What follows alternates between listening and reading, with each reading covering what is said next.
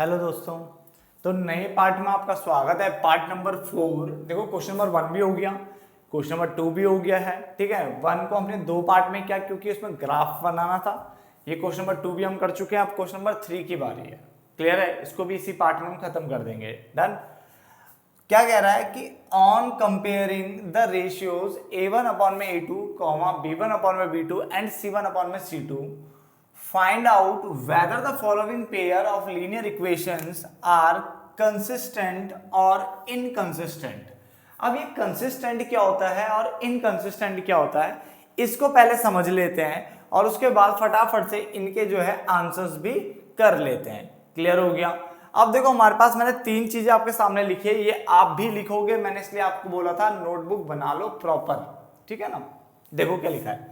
कह रहा है a pair of linear equations which has no solution, यानी कोई ऐसा पेयर जिसका कोई सॉल्यूशन नहीं होता उसको हम इनकंसिस्टेंट बोलते हैं। उसको हम क्या बोलते हैं? इनकंसिस्टेंट। तो नो सॉल्यूशन वाला ये रहा, तो इसको हम इनकंसिस्टेंट बोलेंगे, बाकी दोनों को हम कंसिस्टेंट बोलेंगे। बस बात इतने में ही खत्म हो जाती है, मगर हमें एमसीक्यू या इन चीजों पे टिक लगाना होता है, इसलिए हमें तीनों के तीनों चीजें ही पढ़नी चाहिए। बहुत सारे जो दोस्त हैं वो नहीं पढ़ाते हैं ये थ्योरी वाला पोर्शन। ठीक है ना? वो गलत हो जाता है। बच्चे आपको पढ़ना चाहिए क्योंकि बुक काफी छोटी हो चुकी है, तो आपको हर एक चीज को बारीकी से समझना है। यहाँ पे लिखा हुआ है a pair of linear equation which has no solution, यानी किसी पेयर के अगर सॉल्यूशन नहीं है तो वो इनकंसिस्टेंट कहलाता है। क्लियर हो गया? और वहीं पे a pair of linear equation, ठीक है, in 2 variables which has a solution, अ लिखा है यानी जिसका एक सॉल्यूशन है, जिसका एक सॉल्यूशन है उसको आप क्या बोलते हो? कंसिस्टेंट बोलते हो। तो जिसका कोई सॉल्यूशन नहीं है वो इनकंसिस्टेंट। आप भी ऐसे बॉक्स बना लो या अंडरलाइन कर लो, घोट दो से थोड़ा। अब घोटने का मतलब ये नहीं होता, ऐसे नहीं घोटना। घोटने का मतलब ऐसे थोड़ा गाढ़ा दिखाना कि आपने ये अंडरलाइन किया है, थोड़ा ढंग से अंडरलाइन करना। ठीक है ना? तो किसी के कोई सॉल्यूशन नहीं है तो इनकंसिस्टेंट बोलोगे, और अगर सॉल्यूशन एक है तो कंसिस्टेंट बोलोगे। ठीक है? और आगे लिखा हुआ है a pair of linear equations which has equivalent. Equivalent मतलब क्या होता है? जहां पे सब कुछ इक्वल इक्वल होता है, बराबर बराबर की बात कर रहा है। हैज इन्फिनिटली मैनी सॉल्यूशंस, इसके जो सॉल्यूशंस है वो क्या है? बहुत सारे। Many distinct common solutions, many distinct common solution. ठीक है ना? अलग अलग मगर सेम क्या मिलेंगे? सॉल्यूशन देखने को मिल रहे हैं। तो ऐसे केस में जो such a pair is called dependent pair of linear equation, इसको dependent pair of linear equation कहते हैं, और इसको भी आप कंसिस्टेंट ही बोलोगे। तो बात को देखो, समझो, देखो घुमाने वाली बात नहीं है, सीधा सीधा बोलेंगे। अगर नो सॉल्यूशन हुआ, यानी ये वाला केस हुआ a1 अपॉन में a2 equal to b1 upon में b2 not equal to c1 upon में c2, अगर ये वाला केस आता है तो नो सॉल्यूशन वाला केस होगा तो हम इनकंसिस्टेंट लिखेंगे। बाकी कोई भी केस आएगा तो हम कंसिस्टेंट लिखेंगे। बात सिंपल सी इतनी है। बात समझ आ गया ना? ये वाला केस आएगा तो इनकंसिस्टेंट, बाकी ये और ये वाला केस आएंगे तो हम क्या लिखेंगे? कंसिस्टेंट। क्लियर हो गया? तो इनकंसिस्टेंट कौन सा हुआ? a1 अपॉन में a2 बराबर में b1 अपॉन में b2 not equal to c1 upon में c2, तो ये इनकंसिस्टेंट है। और अगर a1 अपॉन में a2 not equal to b1 upon में b2, या तो ये वाला केस हो, या तो a1 अपॉन में a2 equal to b1 upon में b2 equal to c1 upon में c2, ये वाला केस हो, तो ये दोनों के दोनों क्या होते हैं? कंसिस्टेंट इन नेचर होते हैं। तो आप ये तीनों भी उतारोगे और इसको बना लो। फटाफट से हम इसके आंसर्स करने जा रहे हैं, फटाफट से करिए।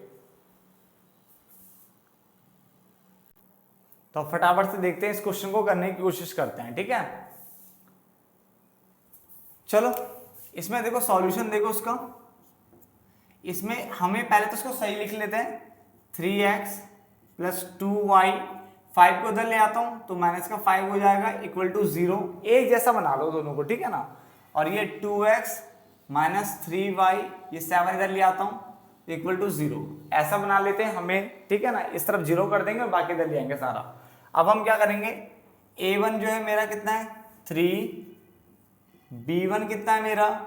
2, c1 कितना है मेरा? माइनस का 5। क्लियर हो गया? ऐसी a2 कितना है मेरा? 2, b2 कितना है मेरा? माइनस का 3, और c2 कितना है मेरा? माइनस का 7। तो 2 माइनस 3 माइनस 7 यहां आ गया, और 3, 2 और -5 यहाँ पे आ गया। क्लियर हो गया। अब हम वही करेंगे A1 अपॉन में A2 यानी 3 अपॉन में 2, B1 अपॉन में B2 यानी 2 अपॉन में 3। ठीक है, ये तो वैसे ही आपस में इक्वल नहीं आ रहे, तो इसका मतलब A1 अपॉन में A2 not equal to B1 upon में B2। यहाँ तक समझ में आ गया? इतना तो आपको समझ में आता होगा। A1 अपॉन में A2 not equal to B1 upon में B2। डन, यहाँ तक हो गया। अब हम क्या करेंगे, इसमें हम लिखेंगे जो हमें लाइन हमें लिखनी होती है। ठीक है ना, आप भी कोशिश करो, आप क्या अगर आप खुद से लिखना चाहोगे तो क्या लिख सकते थे वो लिखिए। ठीक है ना, हम लिखेंगे सो द, देखो हुआ क्या, यहाँ पे हमारा ये वाला कौन सा केस बन रहा है, ये वाला केस बन रहा है, और इस केस के हिसाब से ये वाला कंसिस्टेंट होता है, ये वाला कंसिस्टेंट होता है, बस बीच वाला जो है पैरेलल वाला जिसके कोई सॉल्यूशन नहीं होता वही हमारा इनकंसिस्टेंट होता है। तो सो द गिवन इक्वेशंस,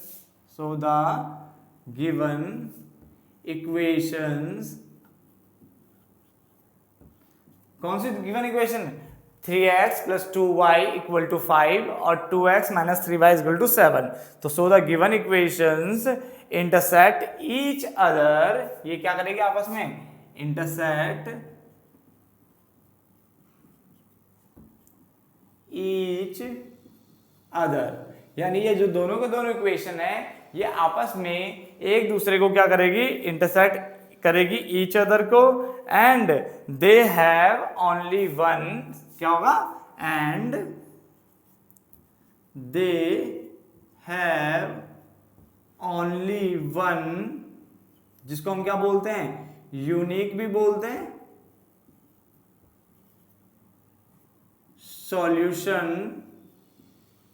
ठीक है, यानी इसका क्या होगा, सिर्फ एक ही क्या मिलेगा आपको, यूनिक सॉल्यूशन मिलेगा, वन सॉल्यूशन मिलेगा, और हम बोलेंगे द इक्वेशन जो होगी हमारी, इसलिए जो द इक्वेशंस आर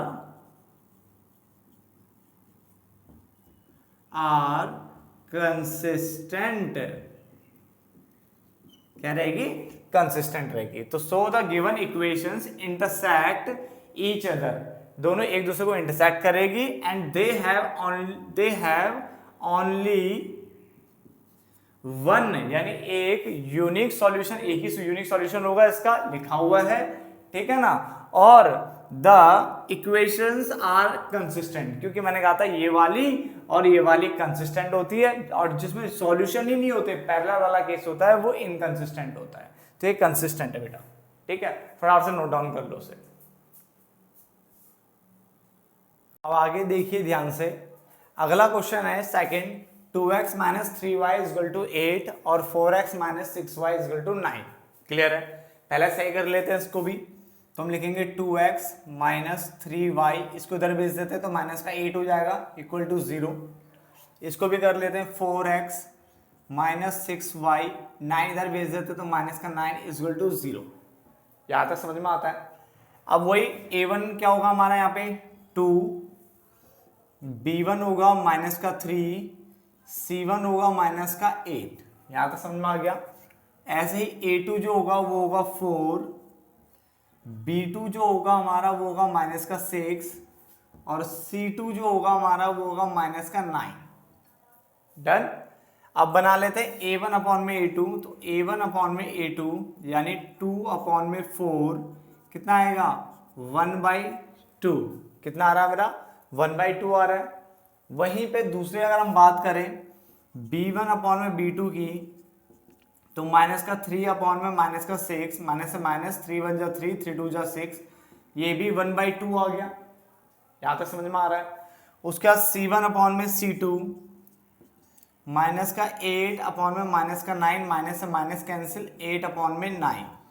ठीक है, ये हमने a1 a2 तो आपको समझ में आ गए होंगे सभी बच्चों को, हो क्या रहा है ये। ठीक है ना, इसका मतलब यहाँ पे जो बन रहा है हमारा वो बन रहा है a1 अपॉन में a2 इक्वल टू है b1 अपॉन में b2, ये दोनों बराबर आ रहे हैं, but not equal to c1 upon में c2। यहाँ तक समझ में आ गया। अब हम इसका आंसर क्या लिखेंगे, ठीक है, कोशिश करो खुद से लिखने की आंसर। ठीक है ना, ये जो हमारा a1 अपॉन में a2 बराबर b1 अपॉन में b2 और c1 अपॉन में c2 के नॉट इक्वल है। ठीक है ना, तो इसका बन क्या रहा है, ये बन रहा हमारा ये वाला। ठीक है, जिसमें हमारा पैरेलल आता है, ठीक है, और कोई भी सॉल्यूशन नहीं आता है, पैरेलल है प्लस कोई भी सॉल्यूशन नहीं है, तो हम क्या लिखेंगे, सो द इक्वेशंस, यानी जो हमारे पास दो इक्वेशंस थी, कौन कौन सी, पहली 2x माइनस 3y बराबर 8 और दूसरी है 4x माइनस 6y बराबर है 9, ये दो इक्वेशन थी, are parallel to each other. तो ये दोनों इक्वेशन जो है क्या है, आर पैरेलल, पैरेलल है टू ईच अदर, दोनों पैरेलल है और दोनों का कोई भी सॉल्यूशन नहीं है, दोनों का कोई भी क्या है, सॉल्यूशन नहीं है, तो दोनों पैरेलल टू ईच अदर है, एंड दे हैव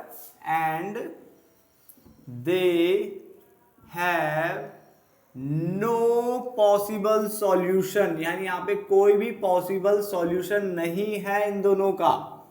और मैंने बताया था जिसका सॉल्यूशन नहीं होता, पैरेलल वाला जो ये है, ये हमारा इनकंसिस्टेंट इन नेचर होता है, यानी सिर्फ पैरेलल वाला सिचुएशन इनकंसिस्टेंट होता है, बाकी सब क्या होते हैं, कंसिस्टेंट होते हैं। तो नो पॉसिबल सॉल्यूशन, हैंस जो हमारी इक्वेशंस है वो क्या हो जाएगी, आर इनकंसिस्टेंट,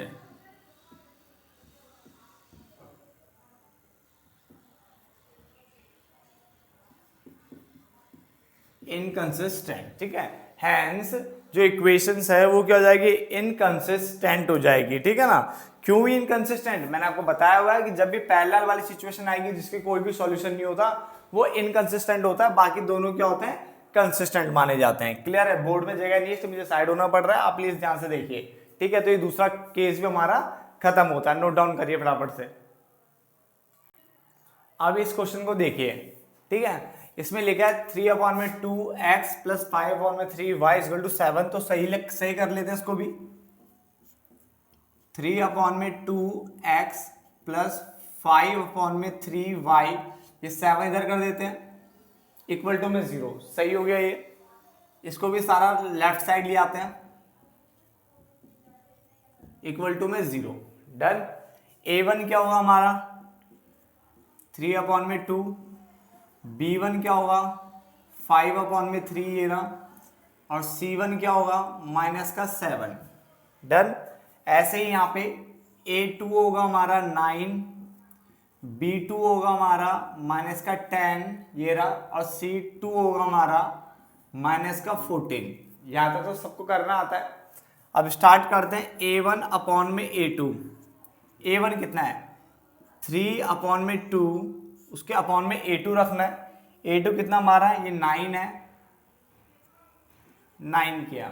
अब ध्यान से देखो, जब कुछ नहीं है, ये मेन अपॉन है, ये आपका क्या है, मेन अपॉन है, ठीक है ना। जब कुछ नहीं होता तो उसके नीचे 1 मान सकते हैं। अब ये जो 1 है वो जाएगा सबसे ऊपर और ये जाएगा इसके साथ, ऐसे करते ना, मेन अपॉन के बाद देखा करो आप हमेशा। तो ये आएगा आपका एक तरीके से 3 और 1 की मल्टीप्लाई हो रही है, तो 3 1 जा 3 रहेगा, और 9 2 जा क्या हो जाएगा 18 आ जाएगा नीचे, तो 3 6 जा 18, तो 1/6 आ गया। क्लियर हो गया।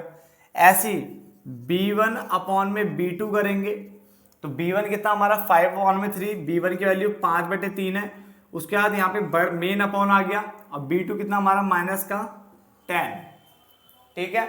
सेम वही, कुछ नहीं है तो 1 मान लेंगे इसके नीचे, क्योंकि मेन अपॉन के बाद देखो, मेन अपॉन का नीचे एक ही है, तो उसके नीचे 1 लगा देंगे हम यहाँ पे।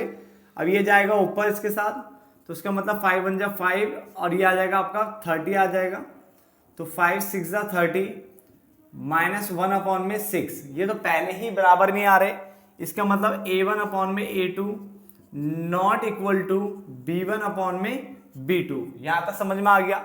और उसके बाद जो हमने सबसे पहले वाले क्वेश्चन में लिखा था, सेम वही हम यहाँ पे लिख लेंगे, ठीक है। जो हमने पहले वाले क्वेश्चन में लिखा था, फटाफट से आप लिख लीजिए जो मैंने लिखवाया था पहले क्वेश्चन में, ठीक है। c1/c2 निकालने की जरूरत नहीं है, जब पहले दो बराबर ना है तो तीसरा निकालने की जरूरत नहीं है, ठीक है ना। चलो फटाफट से लिखिए जो मैंने लिखवाया था आपको उस टाइम,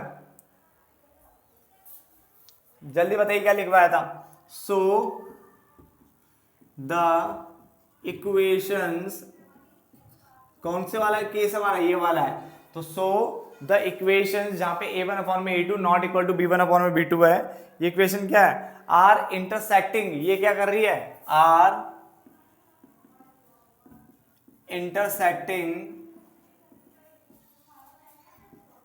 ईच अदर, ये दोनों एक दूसरे को इंटरसेक्ट करेगी, एंड हैव ओनली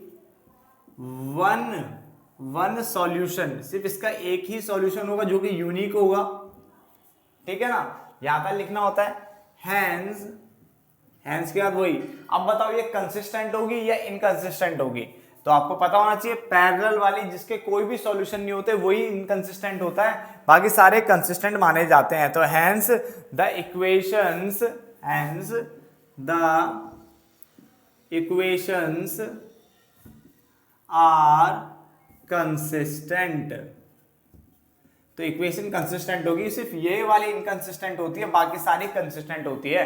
तो पैरेलल विद नो सॉल्यूशन, जो पैरेलल जिसके साथ कोई सॉल्यूशन नहीं होता वही हमारा इनकंसिस्टेंट होता, बाकी सारा कंसिस्टेंट है। तो 3 क्वेश्चन हो गए, फटाफट से नोट डाउन कर लीजिए।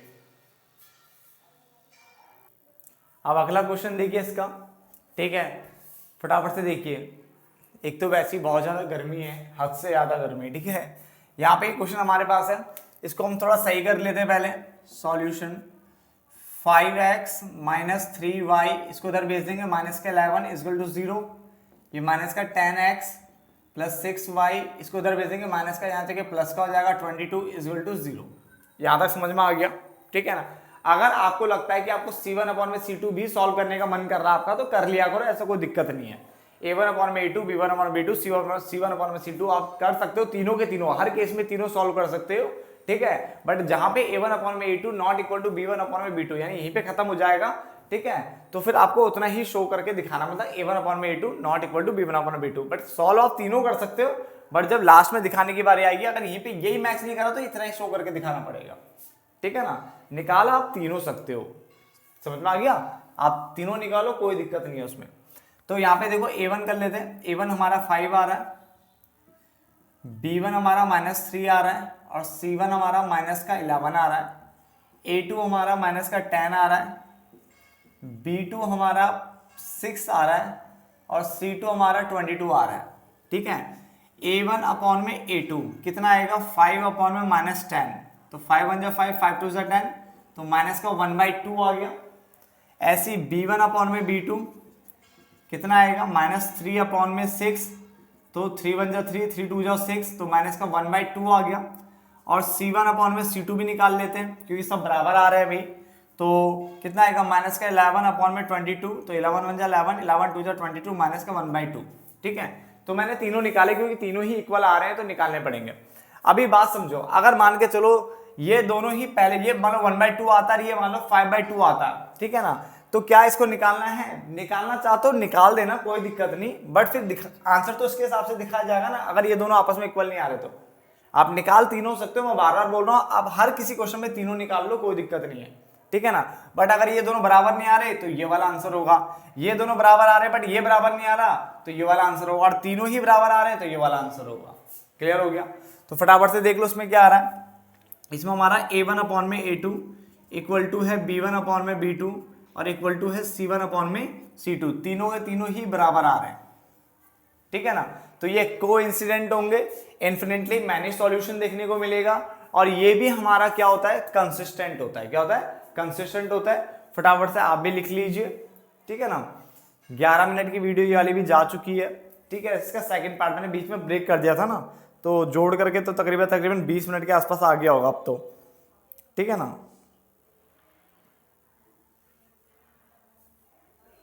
तो हम क्या लिखेंगे, so these linear equations are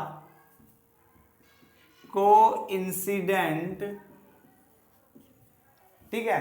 जो हमारे जो लीनियर इक्वेशंस है वो कोइंसिडेंट है, ठीक है ना, कोइंसिडेंट लाइंस है, ठीक है ना,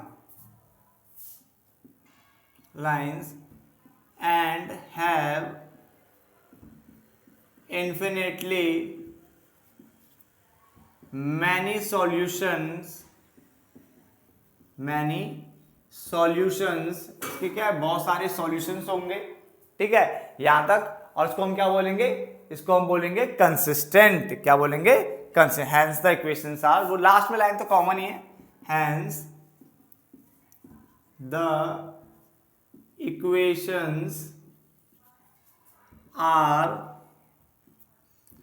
कंसिस्टेंट।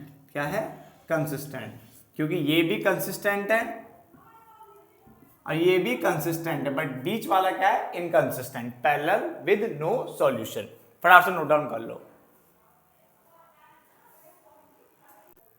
अब इस क्वेश्चन को ध्यान से देखिए, ठीक है ना, ये आपका थर्ड क्वेश्चन का लास्ट पार्ट है। इसके बाद हम इस वीडियो को रोक लेंगे और उसके बाद फिर आगे नेक्स्ट पार्ट में करेंगे, ठीक है, क्योंकि काफी लंबा बन गया होगा ये वाला, ठीक है ना। चलो, तो इसको भी थोड़ा सही कर लेते हैं पहले। कैसे करेंगे, 4/3x plus 2y minus 8 equal to 0। इसको लिखेंगे 2x प्लस 3y माइनस का 12 इक्वल टू में 0, ठीक है। a1 हमारा जो है वो है 4/3, b1 जो है वो है 2, c1 जो है वो माइनस का 8, ऐसी a2 है 2, b2 है मेरा 3 और c2 है मेरा माइनस का 12। क्लियर हो गया। अब फटाफट से a1 अपॉन में a2 कर लेते हैं। a1 है 4 अपॉन में 3, फिर ये बड़ा वाला अपॉन आ जाएगा और a2 की वैल्यू है 2, तो कुछ नहीं है इसके नीचे, तो 1 मान लेंगे और ये जाएगा ऊपर, इसका मतलब 4 1 जा 4 और इसके साथ इसकी मल्टीप्लाई होगी 3 2 जा 6, तो 2 2 जा 4, 2 3 जा 6, तो आंसर आ रहा है 2/3। यहां तक समझ में आ गया। उसके बाद b1 अपॉन में b2, b1 कितना है 2, 2/3, तो ये भी यहाँ पे बराबर आ गया, यहां तक तो सही है। अब हम बात करते हैं c1 अपॉन में c2 की, ठीक है ना, किसकी, c1 अपॉन में c2, तो c1 अपॉन में c2, तो माइनस का 8 अपॉन में माइनस का 12, माइनस से माइनस गया, 4 2 जा 8, 4 3 जा 12, ये भी आ गया 2/3, तो a1 अपॉन में a2 इक्वल टू हो गया है b1 अपॉन में b2 इक्वल टू हो गया है c1 अपॉन में c2, ठीक है, यहां तक समझ में आ गया। और अभी अभी जो मैंने देखो लिखा था सेम वही यहां पे आप लिख सकते हो कि सो, ठीक है, these linear equations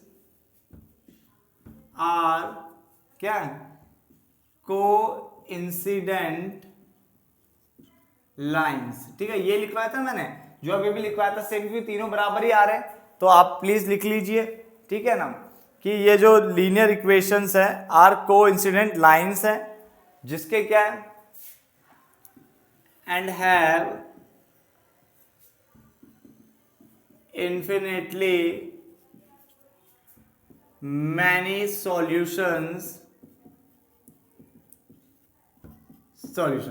many possible solution भी लिख सकते हो, कोई दिक्कत नहीं, ठीक है ना। Hence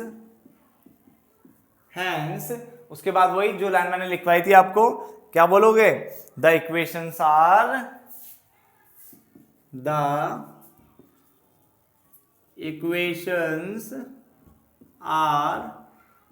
consistent.